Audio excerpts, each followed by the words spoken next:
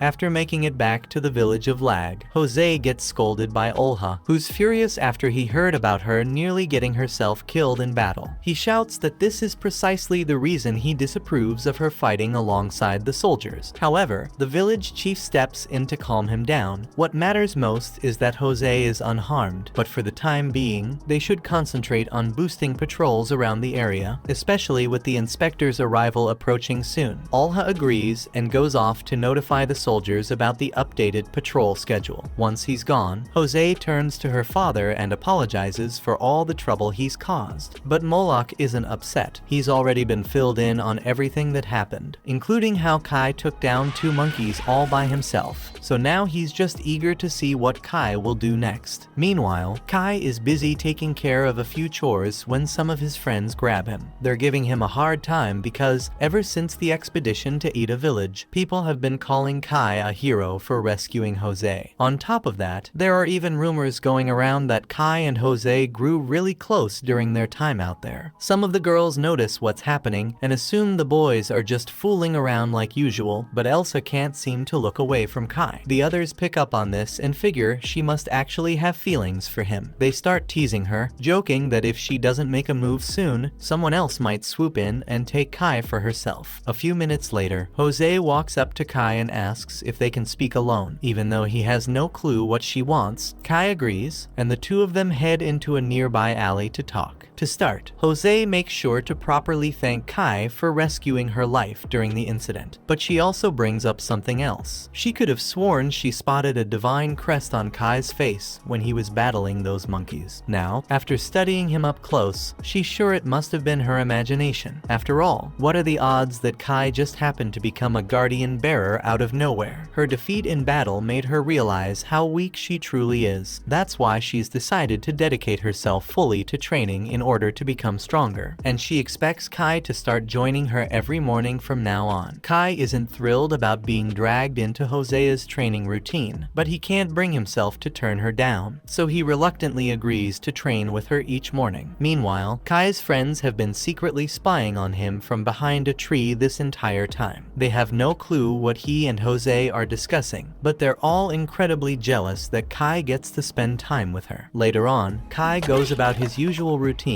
and begins splitting firewood when Elsa unexpectedly approaches, carrying a bowl of water. Kai glances up and asks if she brought it for him. Elsa nods, explaining she figured he might need a drink after working so hard under the sun. Kai thanks her for looking out for him. At that moment, one of Elsa's friends approaches and urges her to hurry, as they still have tasks to complete. Kai assumes she was simply being kind, but Manso sees through Elsa's intentions and remarks to Kai that he's a unfortunate guy. Right then, Kai catches the sound of an unusual bird call in the distance, and it reminds him of the one from the valley, though he can't figure out why it's happening here. That same night, Kai attempts to fall asleep, but the persistent bird cry keeps reaching his ears. Eventually, he gives up, climbs out of bed, and makes up his mind to track it down. A massive wall surrounds the village, but with Kai's current strength, he effortlessly leaps over it in a single bound. He then sprints all the way back to the valley where everything began. When he arrives at the tree, he notices the stone once again. Now that he understands it's the gravestone of a god, he attempts to read it, but for some reason, he still can't. Even so, he expresses his gratitude to the god for saving him and spends the rest of the night carefully cleaning the stone. Before he leaves, he places a small offering in front of it, but on the way back, he starts to feel a bit hungry, so he drinks from the river and grabs some fruit from a nearby tree. He's surprised by how much food the forest provides, which makes him wish he could actually live out here, and then he had an idea. He could just build a house for himself right in this place. However, building a house means he'll need wood, so he scales a nearby cliff until he spots a tall, sturdy tree perfect for cutting down. But now that he's standing right in front of it, he realizes he has no idea how to actually chop it down. He does have his dagger, but that's far too small to handle a tree this thick. Thinking quickly, Kai decides to use his fire magic, increasing its intensity until it shapes into a blazing blade around his hand. Unfortunately, since the tree is made of wood, his fiery slash accidentally ignites the surrounding forest. Thankfully, he manages to extinguish the flames before they spread too far, but he still needs to figure out how to fell this tree. If he could summon fire from nothing, surely he could come up with a way to chop through wood. Just then, a memory from his past life surges through his mind, and suddenly, Kai recalls everything about molecular structures. He realizes that to cut down the tree, all he needs to do is disrupt the bonds between its molecules. Pressing his palm against the tree, he focuses, channeling his spiritual energy in a new way, shaping it into a force that could slice straight through the tree's very trunk. Yet, before he can perfect the technique, he hears a sound nearby, coming from the valley's direction. Curious, he chooses to investigate. Taking a closer look at the tree, we notice that Kai indeed succeeded in cutting part of the tree's molecules. Upon reaching the valley, Kai spots what appears to be a group of kids using some kind of climbing gear, preparing to descend into the valley. Uncertain of their motives, but knowing it's his responsibility to guard the valley, Kai leaps into action, fully ready to knock some sense into a few of them. To his shock, as he gets a better look, he realizes these aren't children at all. They're short people. Their leader moves forward and introduces himself as Porek, who is the chief of the Kora people. Kai has no knowledge of the Koras before this moment, and he finds it odd that their leader speaks the human language with such fluency. Porek goes on to explain that he and his people often trade goods with human merchants, and it seems humans hold their goods in high standard. Porek wishes to apologize for arriving here without asking for permission first. He clarifies that they've come to honor an ancient pact made with the great valley god who dwells in this place. Based on what they understand, the valley god takes the form of a human. Because of this, they are convinced that Kai must be the valley god. Porek goes on to explain that the Koras have quietly lived in these woods for generations while worshipping the land gods, but a few days ago, the pigs attacked them in an attempt to take their land god. The Koras are really weak, so they stood no chance of winning and were forced to flee their home. Porek speaks to Kai, calling him an ancient arbitration god, and pleads for his assistance in taking back their homeland. Kai struggles to make sense of everything, but before anything else, he needs to understand what an arbitration god even is. Porek elaborates that, according to the legends, an arbitration god is a being granted the power of all creation to safeguard the forest's creatures. Yet Kai remains skeptical, finding it difficult to accept that the legend could possibly be referring to him. Just then, one of the dwarfs speaks up and says he doesn't believe Kai is an arbitration god because the legends say an arbitration god should be a fierce warrior who punishes those who disturb the peace of their land, and Kai doesn't look fierce in the slightest. slightest. However, Porek says he is absolutely certain that Kai is the arbitration god because he can see it clear as day. Years ago, Porek once incurred the wrath of the valley god by entering this valley without permission, and as punishment, the valley god took both of his eyes. However, in return, Porek was granted the power to perceive the spiritual energy surrounding him, and when he observes Kai, he can clearly see the essence of the valley god coursing within him. He insists is undeniable proof that Kai has been blessed by the valley god's protection. Not only that, they've already presented a sacrifice, so now Kai has no choice but to help them. Kai gets confused by the mention of the sacrifice, so Porek explains that earlier today he sacrificed his granddaughter Arua to the valley. Kai panics and asks them to show him where they left Arua, so they lead him to the rope that Arua used to descend into the valley. But that rope snapped a while ago, so she probably fell to her doom. Kai leaps down into the valley and discovers Arua's body lying at the bottom. Miraculously, she's still alive, but the severe blood loss means time is running out. Remembering how his own wounds mysteriously healed when he first arrived here, Kai attempts to replicate the process using magic. He focuses on picturing her injuries healing themselves. As he concentrates, he can somehow perceive the very fabric of Arua's tissues, allowing him to target each damaged cell. Channeling his magic, he works to restore her wounded flesh. With this newfound understanding, Kai successfully closes Arua's wounds. Kai is genuinely surprised that actually worked. However, it seems Arua will need some time to recover before she can stand again. Meanwhile, Kai notices a disturbance at the valley's edge and realizes the orcs have launched an attack. The Korers are nearly helpless against the enormous orcs, leaving them with little they can do. But suddenly, Kai appears, saving them by driving his blade through one of the orcs' chests. While he was away, several Korers had already been slain, and the one responsible is the orc leader. The orc leader shows its divine crest, trying to frighten Kai, yet its cleaver remains drenched in the blood of the slaughter Korers. Because of this, Kai refuses to back down, not until he has his vengeance, and he isn't the only one filled with rage, as he hears a voice begins in his head, urging him to slaughter the orc and fill its heart with terror before its end. Kai understands the voice belongs to the valley god, and as the guardian bearer of the valley god, he stands ready to fulfill its command. However, before Kai can start the fight, Porek steps up and offers to join him. He might not be as strong as Kai, but as a guardian bearer himself, he's more than capable in battle. Kai is grateful for the backup. It'll make things much simpler. And to make sure the orcs understand exactly what they're facing, Kai turns toward them and activates his own divine crest. The smug looks on the orcs' faces vanish as the orcs realize that they're now up against two guardian bearers. Still, their leader orders them to attack anyways. The orcs rush forward, and Kai swiftly cuts down both of them. One tries to ambush Kai while he's distracted, but Porek dashes in and strikes it down to shield him. Kai nods in gratitude, though Porek admits he can only handle the weaker foes. With that, he tells Kai he'll have to face the orc guardian bearer alone. Kai grabs a cleaver and begins approaching the last orc. The orc, sensing its doom, attempts to plead for mercy. This one can speak the human tongue and tells Kai there's no need for conflict, as the orc only meant to target the Korers. It claims it had no intention of offending Kai. Under ordinary circumstances, Kai wouldn't be this furious. But the orcs didn't just slaughter numerous Korers, they committed this atrocity within Kai's own valley. Seeing the blue divine energy radiating from Kai's body, the orc begins pleading for his life. Yet Kai feels no pity for him. The orc launches a desperate attack in an attempt to survive, but Kai slices off its arm with his energy blade and drives the weapon through the orc's chest to extract its godstone. Watching this unfold, Porek becomes more convinced than ever that Kai truly is the arbitration god, the very same deity who once took his eyes, a god who has safeguarded the world since before the era of gods. For the first time, Kai has taken the life of a guardian bearer, and Porek reveals that consuming a guardian bearer's godstone allows one to acquire the abilities of the fallen guardian. Unlike an ordinary godstone, this one is far more powerful, meaning it should grant Kai a significant increase in strength. Kai splits the godstone into two pieces, yet before drinking his share, he offers part of it to Porek. Porek questions whether Kai is certain about giving him a portion, but Kai insists that Porek deserves it after aiding him in the battle against the orcs. After a moment, Porek accepts the gift and expresses his gratitude for Kai's kindness. After drinking the Godstone, Porek immediately drops to his knees, caught off guard by the intense potency of the Guardian Bearer's power, far stronger than he expected. At first, Kai appears unaffected, but moments later, he collapses to the ground in pain.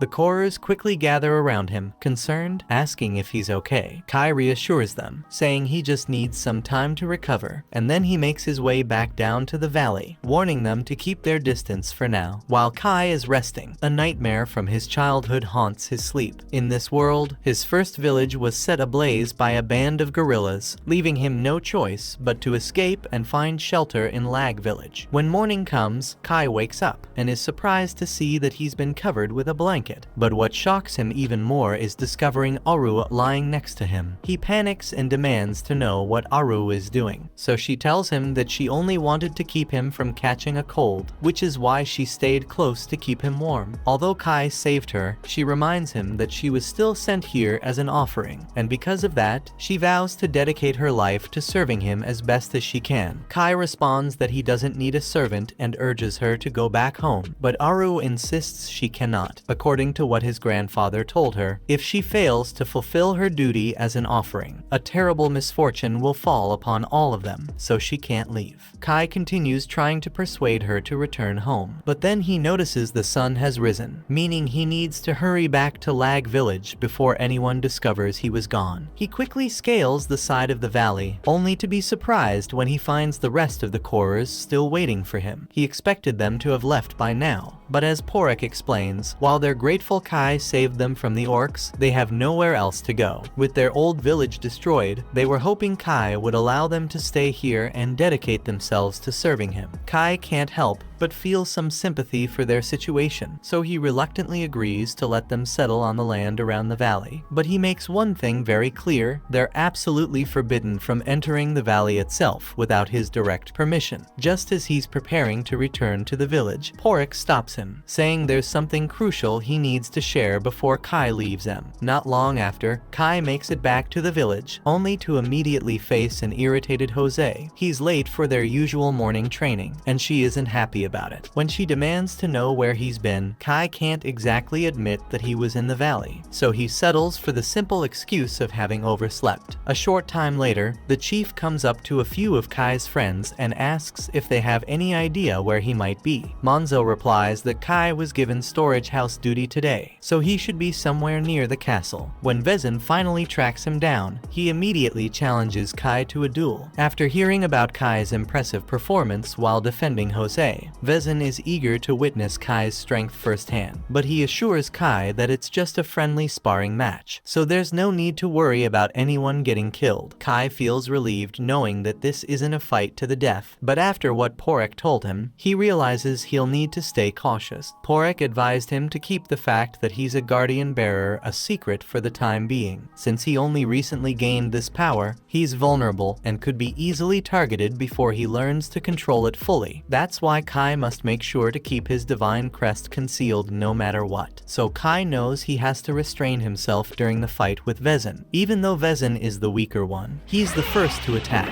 prompting Kai to leap aside and evade each incoming blow. However, as the battle heats up, Kai starts getting too fired up, causing his divine crest to appear. He quickly pulls himself together and manages to suppress it, making the crest disappear. But with the duel still underway, Kai pushes forward and lands a strike on Vezin with his spear. Unfortunately, Vezin's durability is so extreme that when Kai strikes him, the spear snaps in half, leaving Kai no choice but to fight empty-handed. To his credit, Kai refuses to back down, but this determination leads to him getting brutally kicked away. The impact knocks him out, leaving leaving him gasping and unable to continue. Luckily for Kai, Vezin seems content with how the fight played out and doesn't press further. He reaches out a hand to help Kai back to his feet, and having taken a liking to him, he declares that starting tomorrow, he will personally take charge of Kai's training. Kai isn't exactly thrilled about the idea, but he knows he can't turn down an offer from the chief. Jose is impressed that Kai managed to hold his own so well against her father, but Alha doesn't share the same sentiment, still viewing Kai as nothing more than an ordinary commoner. Meanwhile, Jose is already caught up thinking about her next training together. Once Vezin heads off, Monzo and the rest of Kai's friends come by to check on him, and after making sure he's alright, they burst into laughter since he ended up training with Vezin. With both Jose and Vezin constantly pulling him in every direction, Kai hasn't had the chance to leave the village for quite some time, but tonight, he finally gets the chance to slip away. Kai makes his way back to the valley, feeling excited to return, but then he notices a house and immediately gets upset, thinking the Korors moved in even after he warned them the area was off limits. But when he goes to investigate, he finds out it was only Eru. Although Kai had forbidden the Korors from entering the valley, Eru had never actually left. On top of that, she had been getting ready for Kai's return, and even brings out a plate of food she prepared just for him. Kai was on the verge of telling her to leave, but then he catches sight of the food she prepared, and suddenly, he no longer has any objections to Aru staying in the valley. Aru inquires if he enjoys the meal she made, and Kai responds by saying it's delicious. However, beyond just the taste, this is the biggest portion he's ever had the chance to enjoy. He almost finds himself wishing he could remain here indefinitely, since the servings he gets back in the village are typically very small. The next day, Kai is surprised because when he heads to the buffet to collect his daily meal, he's handed a fairly generous portion. The woman explains that she's giving him extra because he's been putting in a lot of effort recently. Kai appreciates the additional food, but his friends grow envious and question why he's the only one receiving special treatment. In response, she points out that they've been slacking all day, so if they want bigger portions, they'll need to start working harder for it. Meanwhile, across the buffet, Elsa is busy serving other villagers, but she's so distracted staring at Kai that she ends up piling way too much food onto this guy's plate. Now, she has to try and talk him into giving the extra portion back. In the coming days, Kai persists with his nightly ritual of slipping out of the village to monitor the valley. While there, he chooses to assist Aru in constructing a house. However, completing it in a single day is impossible, so he begins by chopping a tree using his energy blade. The next morning, he returns to the village and spends the day training with Jose. Then that night, he goes back to the valley to continue building. He gets used to coming and going without anyone noticing him, and he really enjoys life in both villages. One day, Kai and his companions are assigned the task of relocating a massive boulder to clear room for new fields. Despite their collective efforts, they're unable to move it even slightly. Noticing their struggle, Vezin steps forward to lend a hand. For now, everyone clears a path for him, and Vezin grabs the boulder, moving it with all his might, even for someone with Vezin's immense strength. A boulder of this size is no easy task. Yet, after a few moments of effort, he finally pries the massive rock free from the earth and even manages to raise it above his head. With the obstacle removed, the land is now clear for farming, and this new stretch of fertile soil means the village of Lag will thrive like never before. Seeing this, Vezin can't help but feel satisfied. Watching Vezin in that state inspires Kai to strive to become a great guardian bearer like him. So that night, while he's in the valley, Kai begins practicing with his powers and tries to make a flower bloom. But regardless of how much energy he channels into it, the flower refuses to react. Although Kai is physically strong now, there's still so much he has to learn before he can truly consider himself a rightful guardian bearer. The next morning, Kai returns to the village, and normally no one wakes up this early in the morning. But today, Kai runs into Elsa in the flower fields. He asks her why she's up so early, and she explains that she just wants to admire the flowers while they are in bloom. Kai never really noticed the flowers much before, but even he has to acknowledge how lovely they look. Elsa mentions that these blossoms remind her of the ones from their childhood village, the place where they both grew up. Kai seems puzzled by her comment, so Elsa continues, explaining how, even as their village burned, they still made an effort to save the flowers. It takes Kai a moment, but he soon recalls that Elsa was also from his original village. Elsa Elsa is upset that Kai failed to recognize her, given she was by his side when their village was destroyed. Kai comments that he was very young at the time, so many of his memories remain unclear. Kai might not have noticed Elsa, but she has certainly been observing him, and she finds it remarkable that he managed to gain Vezin's notice. Yet, Kai explains to her that he still has much to improve, as he considers himself weak compared to Vezin. He has a great deal to learn if he hopes to grow stronger, since that's the only path to his survival. Elsa recalls Kai saying those exact words on the day their village was engulfed in flames, but Kai's memory is still a little hazy, so she begins to recount what took place. As all the villagers were trying to flee, a gorilla suddenly ambushed them, and since none of them had any combat skills, they were basically helpless and on the verge of being massacred. But without hesitation, Kai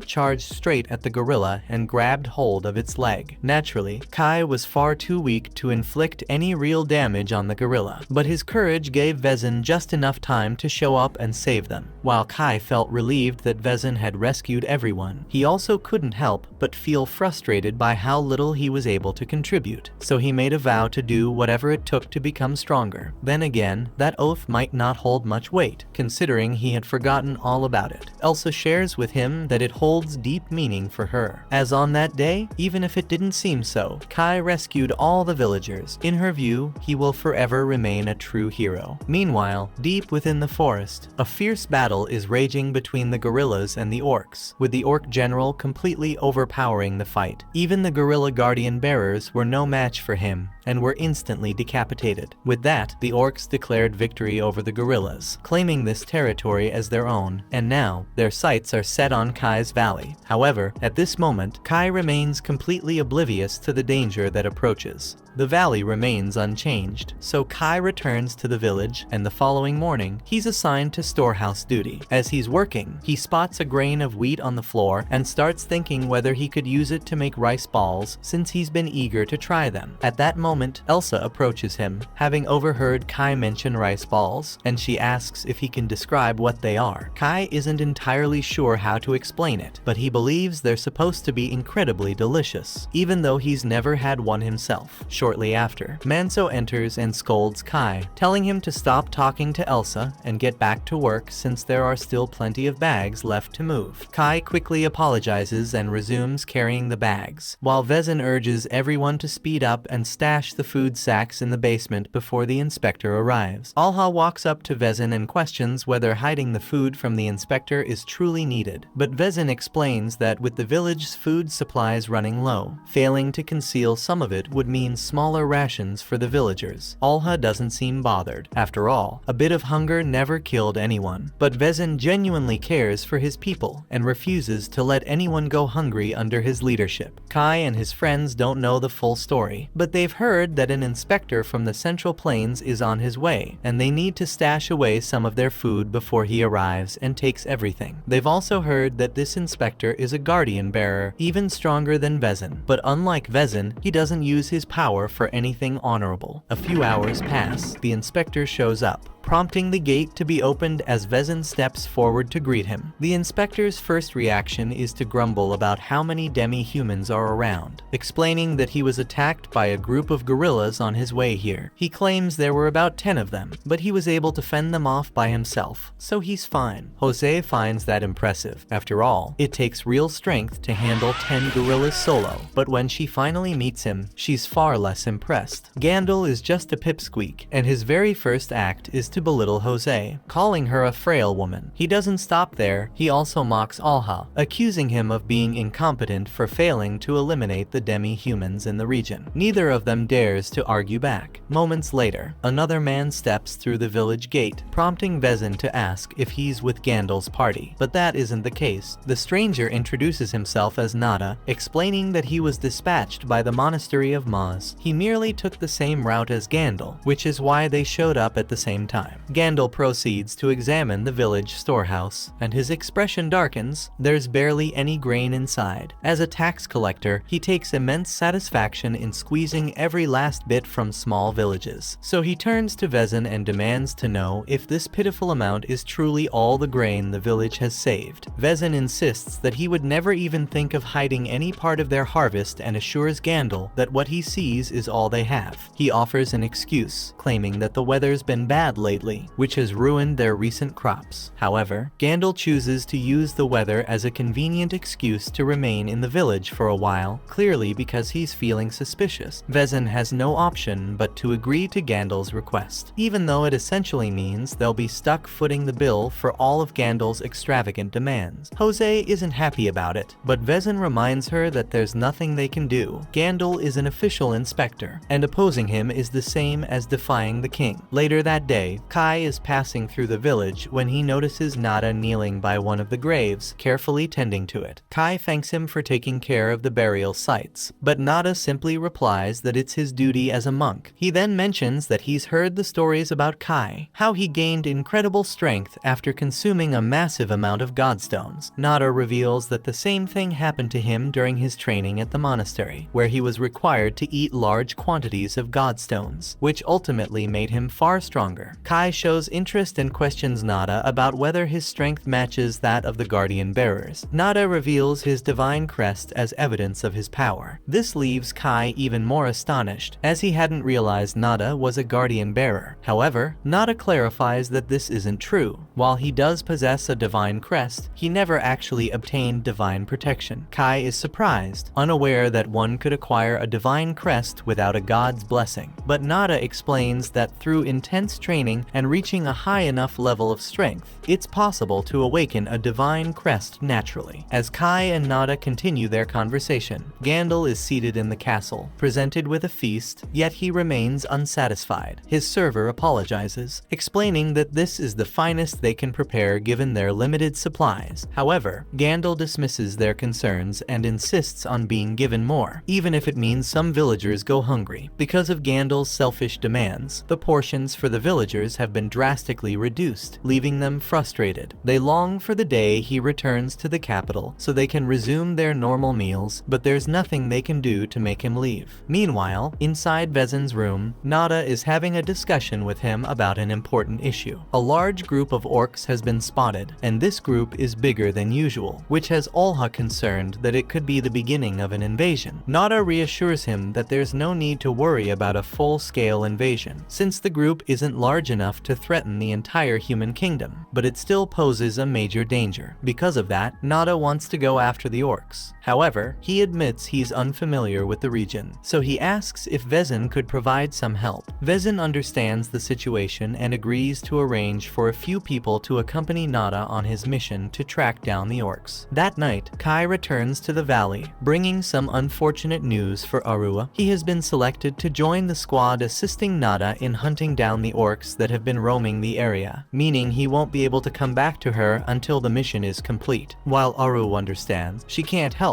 but fear that if Kai leaves, he might never make it back to the valley. Still, Kai reassures her, no matter what, he will return. After all, as the guardian bearer of this valley, protecting it is his responsibility. Kai then makes his way out of the valley to meet up with Porek. He tells him that he'll be tracking down a band of orcs that have appeared nearby, and Porek speculates they might be searching for the ones Kai took out a few days earlier. Kai agrees it's a possibility, but he isn't too concerned. He's ready to deal with whatever the orcs bring his way. The following morning, while Gandil continues to lounge around, a squad is dispatched to pursue the orcs that Nada is searching for. Olha and Vezin observe the group as they head out, though Olha feels it wasn't the best decision to assign Jose to this mission. Under normal circumstances, Vezin would have chosen Olha, but he now has to deal with the guerrillas that allegedly attacked Gandil on his journey here. On top of that, Kai is accompanying her, and since Vezin has faith in him, he's confident that Jose will be fine. At that moment, Elsa comes rushing out of the gate, eager to give something to Kai. She tried her hardest to recreate the rice balls Kai mentioned by using wheat, and she wants him to taste them. Kai expresses his gratitude for the kind gesture, and strangely, just looking at the rice balls makes him think of his mother, even though he's been an orphan his entire life in this world. Then, Manso calls out to Kai, urging him to get moving. So Kai thanks Elsa once more and tucks the wheat balls into his shirt to save for later. The group then heads out, and after After traveling for a while, they come across a horrific scene. There are dozens of dead apes and orcs scattered all over the place, and Nada believes that the orcs they are chasing must have gotten in a fight with the gorillas. However, there are a lot more ape corpses than there are orcs, but it looks like the orcs won the battle. But Kai has no idea why the orcs would do something like this. Jose mentions to Kai that they might be after the same thing as Nada, since she overheard part of his conversation with Vezin and Alha the previous night. Though she didn't catch everything, just then, Nada approaches, and since both Kai and Jose are curious, he decides to explain. He reveals that he's here because of an ancient prophecy. The prophecy speaks of a mighty god destined to emerge in these lands, and Nada's mission is to locate this god and its gravestone before anyone else can seize it. Legend states that whichever race secures the god will gain unimaginable power, so he absolutely cannot let the demi-humans get to it first. Kai questions what sort of god they're dealing with, prompting Nada to explain it's an untamed spirit, bound by no one's will. Its power is beyond measure, and it doesn't distinguish between good or evil. As Nada speaks, Kai reflects on recent events in the valley, slowly realizing the god Nada seeks might actually be him, but he can't tell them about it. The group keeps moving forward, and after some time, they stumble upon a village that has been completely destroyed. Kai suspects the orcs may be responsible for the devastation, and it doesn't take long before he's convinced it was indeed their doing. Jose quickly dashes ahead, determined to assist any villagers who were attacked. Nada cautions her that it might be dangerous down there, but she insists she can't just stand by while people are in need. Once they arrive at the village, they discover that a lot of the homes have been destroyed, and there are a few dead Uzels on the floor over there. The Uzels are a quiet and peaceful species, so they aren't hostile towards humans, but whatever did this definitely was. Kai spots an orc axe on one of the fences, so everyone is immediately put on guard, and they tell Jose that they should get out of here before any more orcs show up. Still, Jose believes there's a chance some of the Uzels might have survived, so she refuses to leave until she's thoroughly searched the village for any remaining survivors. Nada agrees they should investigate the village as well, though his main interest lies in examining the local land god. With that in mind, Manso instructs Kai to accompany Nada while the others stay behind to protect Jose. As Jose and the others walk through the village, they discuss how strange this situation is. The village is completely empty, yet the damage to the buildings is minimal. Normally, orcs would cause much more destruction if they were going to attack a village like this. Just then, Jose notices some blood on the ground, and the trail leads over to a house, so she thinks there might be an injured Uzels inside. Meanwhile, Kai and Nada make their way into the village shrine to examine the gravestone of the local god. Since it's quite dark inside, Nada chooses to use his spiritual energy to produce some fire, but Kai quickly cautions him not to attract too much attention, as orcs could be nearby. Nada finds it odd how calm Kai remains, since most people would be shocked to witness someone conjure fire out of thin air. He starts to wonder if Kai has encountered a technique like this before, but Kai can't really admit that he too knows how to wield fire, so he simply says he heard about it in a story. Still, Nada doesn't seem entirely convinced. Back above ground, Jose approaches the house and calls out to whoever might be inside, assuring them she means no harm. But when she opens the door, all that greets her is the lifeless body of an orc.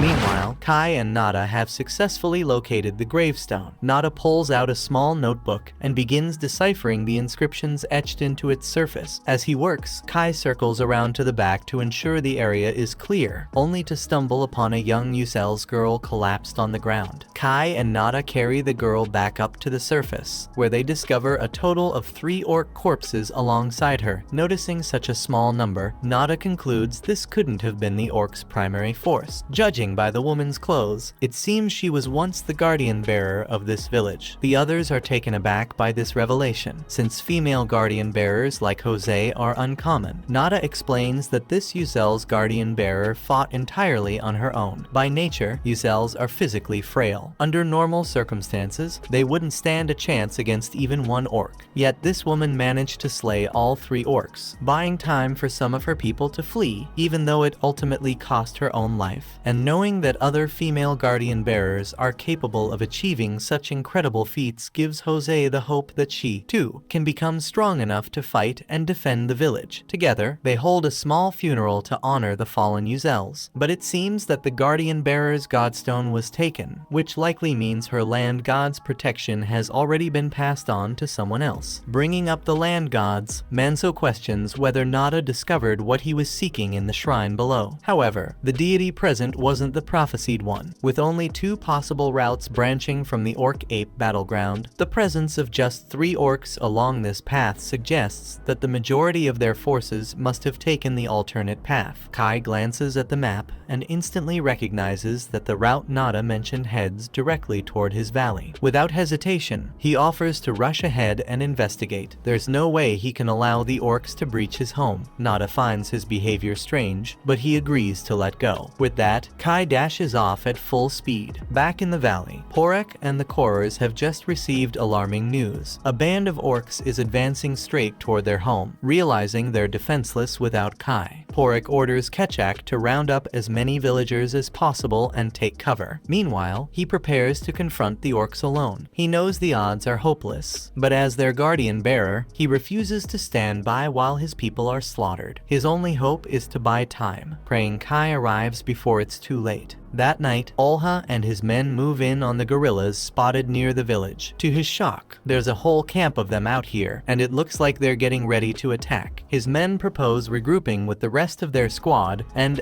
launch an attack later, but Olha refuses to delay any longer. His men attempt to hold him back, pointing out that their numbers are too few to take on all the guerrillas, but Olha pays no attention. It wouldn't be so bad if his concern was the guerrillas striking during their retreat, but Olha's real motivation for charging into battle is his desire to win Gandalf's favor. Luckily, none of the others support his reckless plan, so in the end, Olha concedes and agrees to fall back to the village, regroup, and then launch their assault on the guerrillas. Meanwhile, the other group has made camp near the ruined village, and Kai's friends are beginning to wonder whether he was able to locate the orc horde or not. They're stuck waiting until Kai comes back and informs them of the orcs' location. But it's already been a while, and they're starting to get concerned about Kai's safety. Jose grows particularly anxious, and she begins questioning whether she should have joined Kai after all. The thought even crosses her mind to chase after him, hoping to reach him in time, but the others insist she can't. Their duty is to ensure Jose's safety above everything else, and Kai would never approve of her risking herself for no purpose. Nada approaches Jose and reassures her there's no need to be so concerned. Kai is an exceptionally skilled warrior, meaning he likely won't fall out there. At this point, all they can do is have faith in Kai's abilities. Still, after saying this, Nada announces to the group that he's making his way up to the hill's peak. One of the guards asks why he's heading up there, and Nada replies that he's going to pray. That's all he can do in this situation. But the truth is, he's actually going to use a secret technique that lets him monitor Kai's movements. Somehow, Nada can't shake the suspicion that Kai understands far more about the valley god than he's letting on. Nada sits down to meditate, and soon 2 radiant eyeballs materialize above him. He then dispatches these floating eyes into the forest to track down Kai. Meanwhile, Kai himself is sprinting at full speed, desperate to reach the valley before time runs out. As he races forward, he spots countless orc footprints pressed into the dirt, every single one leading directly toward the valley. Suddenly, Kai catches the sound of rustling from a nearby bush. Then, just seconds later, a figure leaps out and lunges at him with a knife. Kai instantly pulls out his own blade, fully prepared to strike down his assailant, until he recognizes it's only Ketchak. Moments later, the rest of the Korers emerge, and Kai feels a wave of relief that it wasn't an orc ambush. But confusion quickly follows. Why are the Korers even here? Porek clarifies that they detected orcs advancing toward the valley, so they came to scout their movements and, if necessary, slow them down. However, according to Kai, they didn't need to go go through all of that. As the guardian bearer of the valley, protecting it is his duty. But Ketchak argues that he and the other Korrs also have every right to defend the valley, since they've established their new village around it. They refuse to leave it behind. Kai is pleased to hear that the Korrs will stand with him, but just at that moment, a loud noise erupts nearby.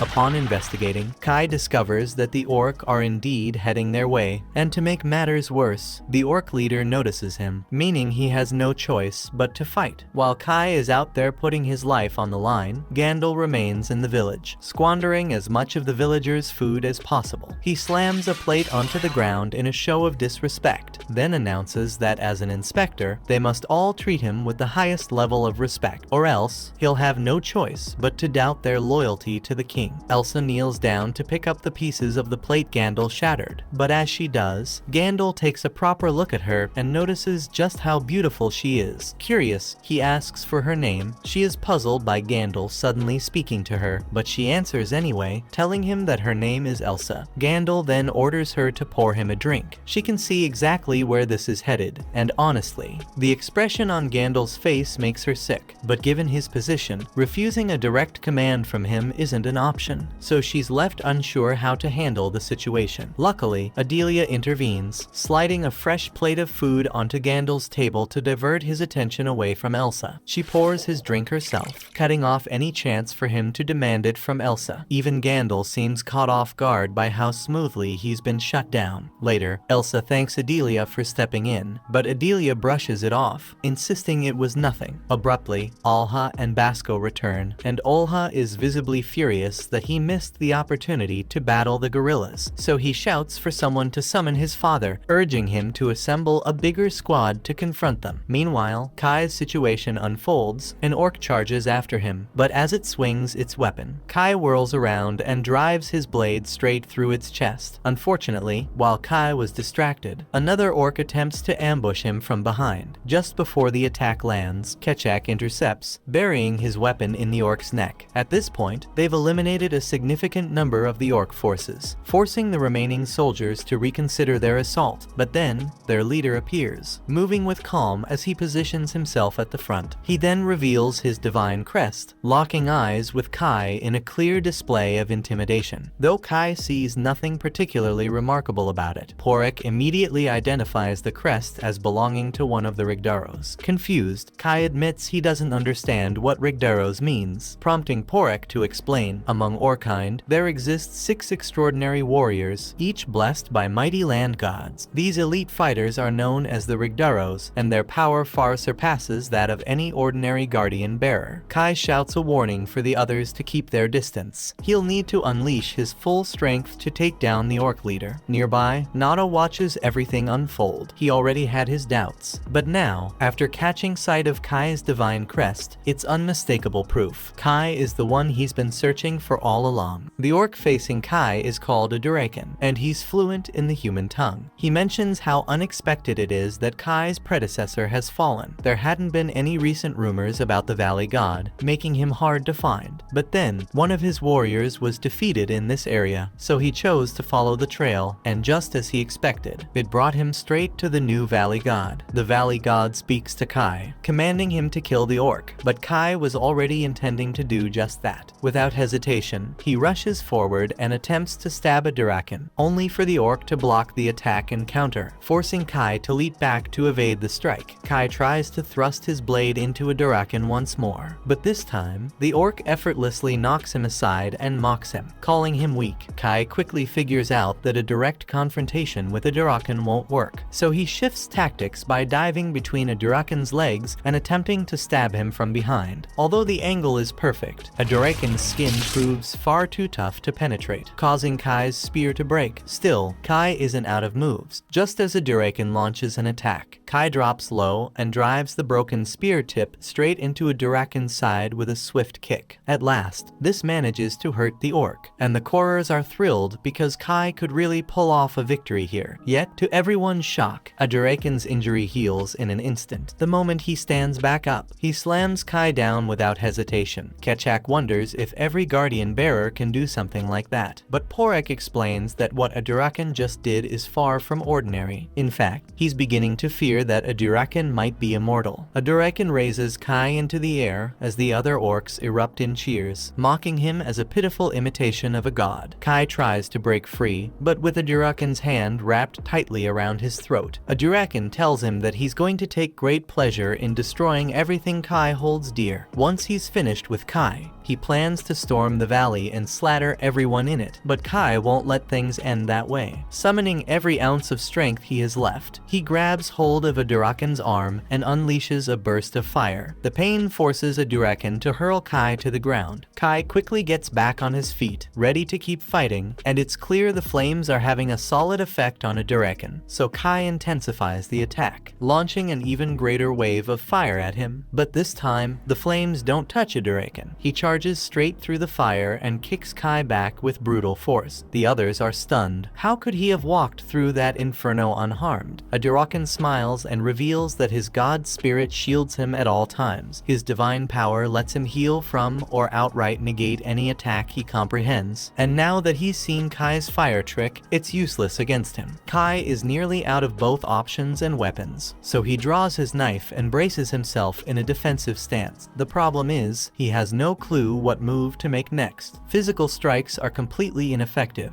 and magic isn't doing much against a Durakan anymore. So all Kai can do now is hope for a miracle. He attempts to stab a Durakan in the side, but the blade breaks the moment it makes contact, leaving Kai with nothing left to try. A Durakan then strikes him down, sending Kai crashing to the ground, and it's starting to seem like he's lost the will to keep fighting. The Korers are deeply concerned, realizing that a Durakan's blessing is far too powerful for Kai to counter. Meanwhile, Nada is worried that if Kai falls here, the power of the Valley God will end up in the hands of the demi-humans. A Durakan gazes down at Kai, calling him a disgrace. Kai's mind races, desperately searching for a solution, knowing that if things continue this way, the valley and everyone inside it will be wiped out. Then, in that moment, Kai notices the rice balls Elsa prepared for him. The sight of those rice balls sparks a memory of all the extraordinary knowledge he holds. He suddenly remembers that he has one more trick up his sleeve, and it's all thanks to Elsa's gift. A Durakan stands over Kai and mockingly asks if he is ready to accept his fate, but Kai is simply planning out his attack. The power of a Durakan's god allows him to nullify the damage of any attack that he understands, but that only applies to things that people know about in this world. Kai isn't entirely sure about all these atoms and molecules flashing through his mind, but one thing is clear: neither a Durakan nor his so-called god has ever encountered them before. That means there's no way a Durakan could counter an attack from Kai's energy blade. Just as a Durakan raises his axe ready to smash Kai's skull, Kai dashes straight at him. Before a Durakan can even register what's going on, Kai slashes through the space between a Durakan's atoms with his energy blade, cutting his arm clean off. A Durakan is stunned, unable to comprehend what just happened, and the Korers are equally confused. They were certain that a Durakan's blessing made him invulnerable, but it's obvious he just lost an arm, meaning Kai must have taken a completely different approach. A Durakan can't accept that he's being defeated, so he lunges at Kai once more, but that turns out to be a terrible mistake. Kai cuts him across the chest, and within moments, a Durakan collapses to the ground,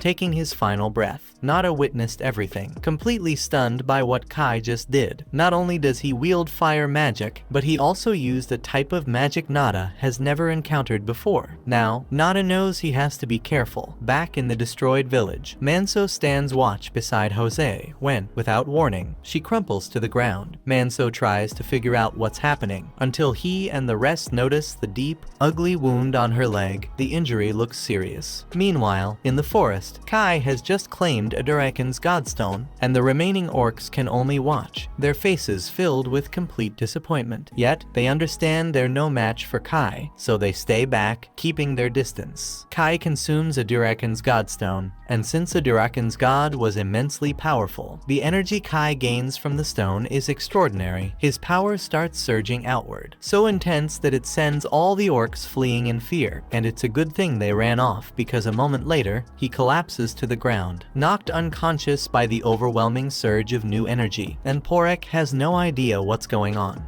After some time, Kai regains consciousness, but he can't recall much of what took place.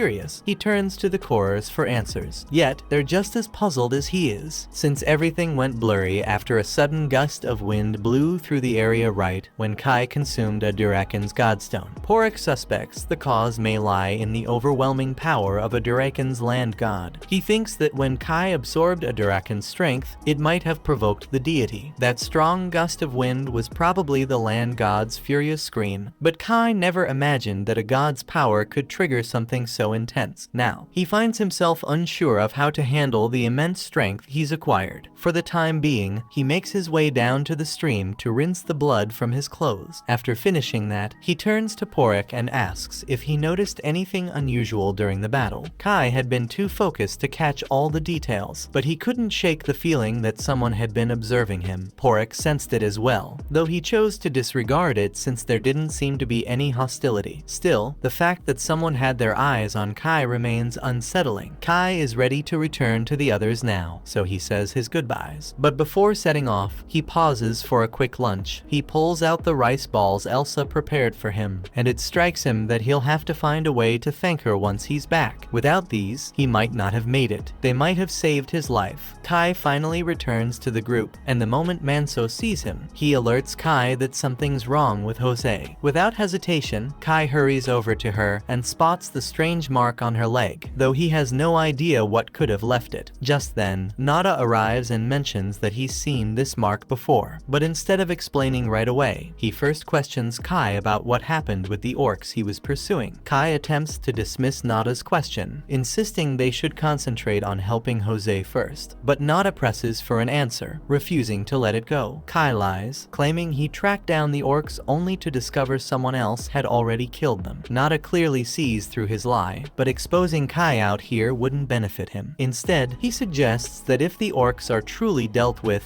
they should focus on getting Jose back to the village for proper treatment. They set off without delay. As they're transporting Jose, Nada notices something suspicious. Kai's shirt is stained with blood. He points this out, remarking how strange it is since Kai insisted he didn't fight the orcs. Kai quickly fabricates an explanation, claiming he must have brushed against one of the dead orcs by accident. The group finally makes it back to the village, but upon arriving, they realize it was assaulted during their absence. As Kai steps through the gates, he spots the troop leader Basco holding one of the wounded men in his arms. Kai approaches him to find out what exactly took place. Basco tells him that the village came under attack from an overwhelming number of guerrillas, but thanks to Vezin's intervention, they managed to push them back. Even so, as is clearly visible, the village suffered heavy damage from the assault. Kai dashes to the refuge area, where everyone who lost their homes has gathered, and calls out for Elsa, praying she survived the attack. To his relief, Elsa's voice echoes from down the hall. She's still alive, and Kai is overjoyed to see her safe and sound. Meanwhile, the group takes Jose to Vezin, who is stunned to see that even Jose has been afflicted. He explains that Alha is showing the same symptoms and admits he understands the cause behind it. At the same time, a scouting party was dispatched to gather information on the guerrillas. To their terror, they find that the guerrillas have summoned reinforcements and are getting ready to launch another assault. Meanwhile, in the village, Kai assists Elsa in tending to the injured villagers, still struggling to accept how severely the village was destroyed. When the attack first began, Elsa had fled here with her mother and younger sister. She had been terrified, but just remembering Kai's face gave her a sense of safety. The moment Elsa says this, Grandma realizes she and Kai are about to share a special moment, so she quietly slips away. Kai turns to Elsa and begins to express his gratitude for the rice balls she prepared for him. However, before he can finish speaking, Manso suddenly appears and informs him that Vezin needs to see him right away. Kai makes his way to Vezin's office to deliver his mission report. Vezin expresses relief that the orcs have been neutralized as a threat, though he reminds Kai that the guerrilla problem still remains. Kai inquires about Jose and Alha's condition. Vezin explains that the guerrillas have cursed the land gods bound to Jose and Alha. It was a calculated move to eliminate the village's most powerful defenders. He adds that according to their earlier earlier reconnaissance. The guerrillas appear to be mobilizing for another assault soon. Nada explains to Vezin that once the curse is removed, they'll regain their ability to fight.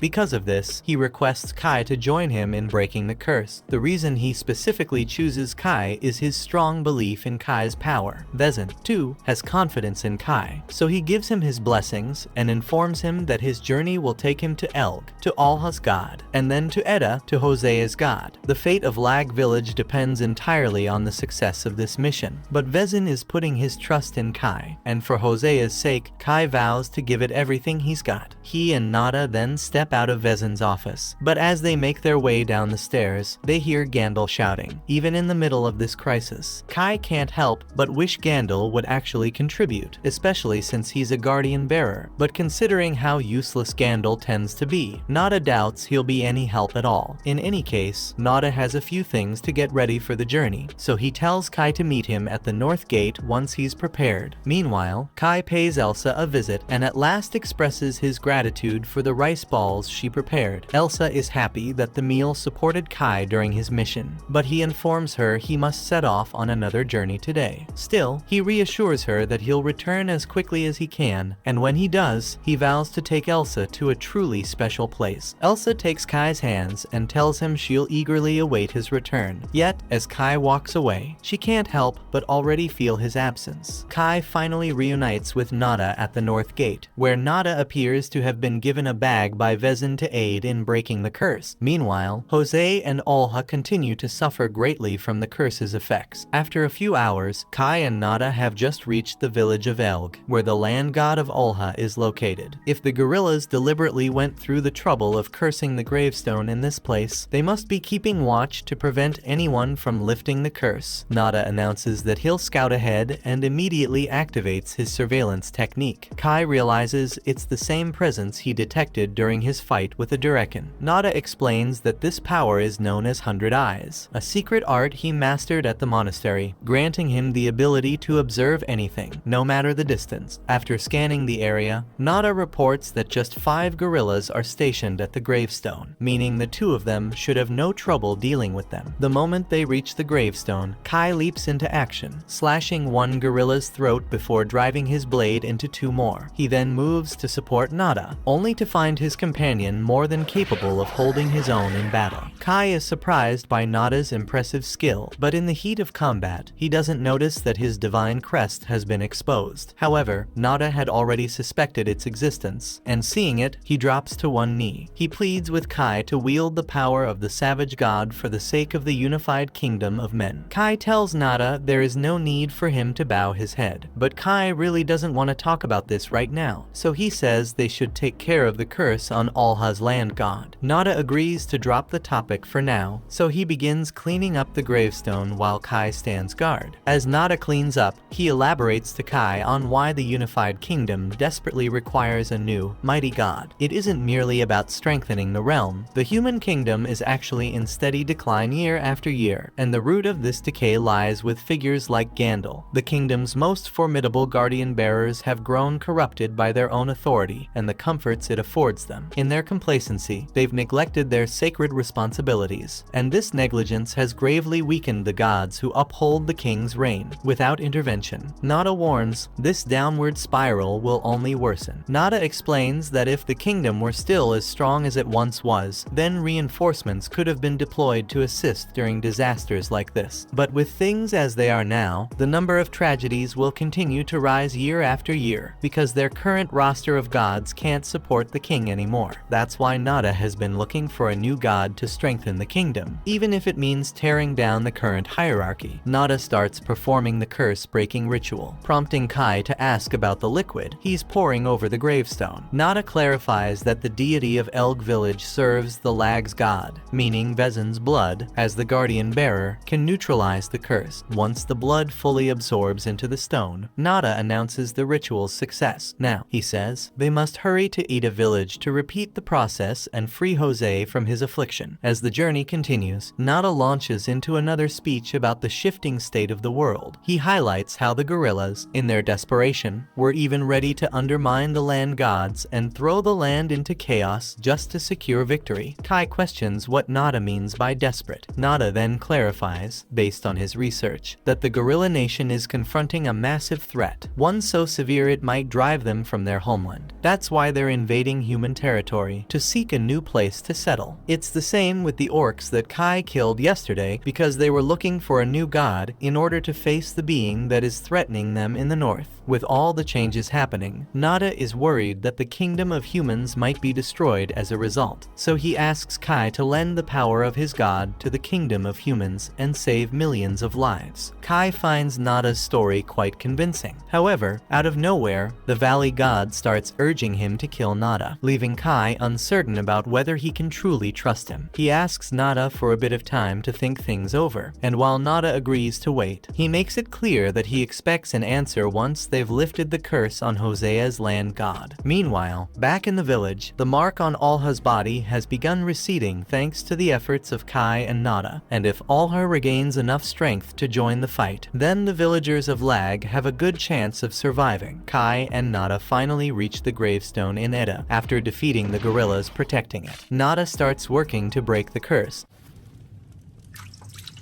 Meanwhile, Kai steps outside for a walk, reflecting on the power he now holds. He's been unsure about how to use it. If it's for a noble purpose, like saving lives, perhaps that's the right path. Still, he can't figure out why the valley god was so furious with Nada. At that moment, Nada steps outside and questions whether Kai has reached a decision yet, but Kai remains uncertain. Nada attempts to convince him, explaining that by joining the kingdom's mausoleum, he would earn the god king's favor, and with it, a tremendous boost in power, enough that rescuing the people of Lag would be effortless, especially those Kai holds dear, like Elsa. That makes sense. But Kai also feels responsible for people beyond the village, including the Korers, who have sworn their loyalty to him. Yet Nada insists that he must leave the Korers behind. Kai demands an explanation. Nada then clarifies, the kingdom's mausoleum refuses to accept lowly demi-humans, regardless of their peaceful nature. Humans stand above all, and mingling with other species is simply unthinkable. Kai insists that the Korers are anything but lowly, but Nada brushes off his words. Instead, he urges Kai to dedicate his power solely to humanity, no one else. But if those are the kingdom's conditions, Kai declares he has no choice but to decline. As a guardian bearer, his duty is to defend his land god and all who dwell within its domain. Abandoning the Korers is simply not an option. Nada questions whether anything might sway Kai's decision, but Kai remains unwavering in his response. To Nada's surprise, he simply smiles and states that if Kai won't accept the terms, he'll have to let go of recruiting him. For now, he even assures Kai that he'll come up with an excuse to keep his superiors from pursuing him further. Kai genuinely thinks he's being honest, but just moments later, Nada betrays him, stabbing him in the back, and now Kai is bleeding a lot. Watch this next video on screen and subscribe to not miss next part.